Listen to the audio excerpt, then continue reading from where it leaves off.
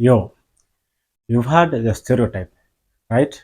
All Kenyans are born runners. But let's be honest, we are running from responsibilities, not marathons. You've tried gym, you've tried jogging, you even bought skipping rope. But now, it's skipping you. Let's break it down. And yes, I'm coming for everyone, including myself. In a land famously known for producing world-class marathoners who glide over 42 kilometers like gazelles late for work, you'd think every Kenyan is a fitness demigod. This is until you visit any urban gym in Nairobi at 6:30 a.m. and find it emptier than a politician promised after elections.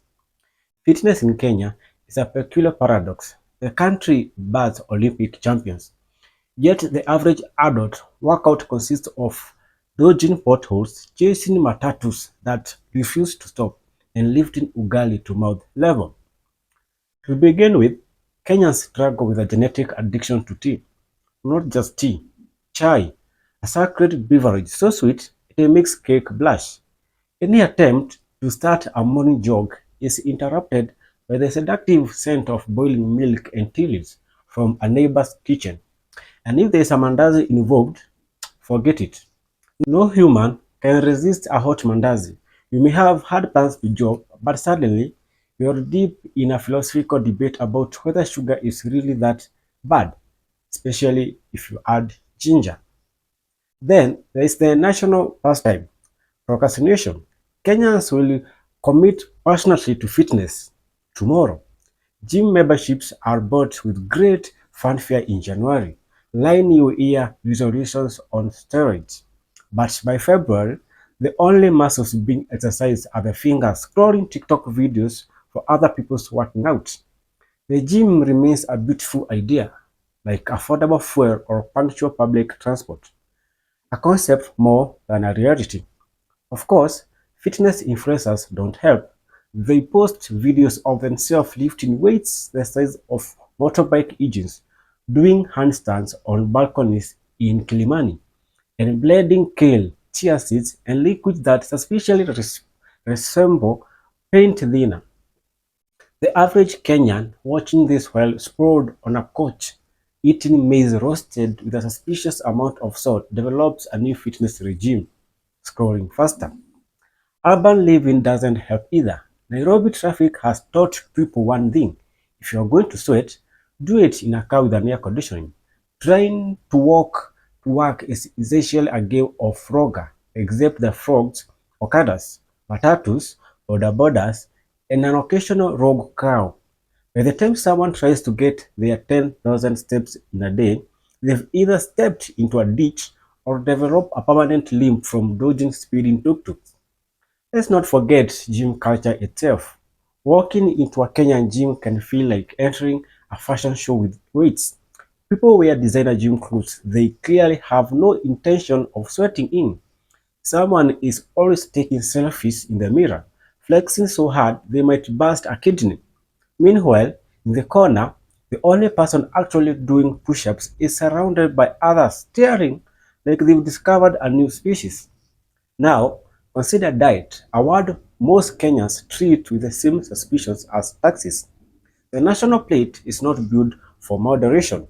A standard meal involves a mountain of sukuma wiki and nyama choma. Salads are viewed as food for the sick people. No meat? Are you okay? Even the idea of portion control is met with hostility, especially when someone has waited 3 hours for goat meat only to be told to cut carbs. In rural areas, fitness happens naturally. People walk kilometers to fetch water, climb hills for firewood, and chase chickens for fun. But let's tell a Nairobian to walk upstairs instead of using the lift, and they look at you like you suggested climbing Mount Kenya or Mount Longonot in sandals. Corporate Kenya tried to help. Many companies added wellness programs that include gym access, Zumba classes, and fruit baskets. But let's be honest, after a long day of Zoom calls, passive aggressive emails, and 3 cups of Nescafe, nobody wants to Zumba. They want to go home, remove their wig, and eat chapati while watching Nigerian soaps. Social support, forget it. Try telling your friends you are on a diet and they'll immediately organize a meat feast in your honor. Life is short, they'll say, as they hand you a plate of fried liver with extra ugali and a Fanta orange. Peer pressure is not just alive, it's doing burpees. Even religion gets involved. Some people consider fasting a form of fitness. I'm detoxing spiritually and physically. They'll say, halfway through a 21-day Daniel fast. But once the fast ends, they'll celebrate with enough food to erase every calorie burned plus interest. The final and most unspoken reason, weather. Kenyans don't run in the rain. That's for marathoners with contracts. They don't run in the sun either. Sunburn and dehydration are real. Essentially, the only acceptable weather for jogging is overcast with a light breeze. And the power is out, so there's nothing good on Netflix.